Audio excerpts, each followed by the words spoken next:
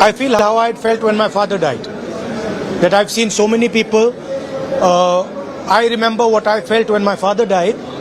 And here people have not just lost a father. They've lost the whole family, entire family, brother, sister, mother, father. So I know what I felt, and this is much worse than that. And it's not one person who's feeling it, it's thousands of people who are feeling it. So it's very, very sad. And I think we all owe these people respect, affection, and we should all be standing with them. And I'm very proud that a lot of people are standing with the people of Wayanad. In fact, the whole nation's attention is towards Wayanad. Look, I don't think this is the place or the time to talk about political issues. People here require help.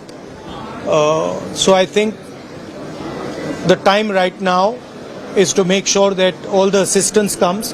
There are people here who are in shock. They need medical assistance. So I think those are the things we should be discussing. Let me finish. I'm not interested in politics right now.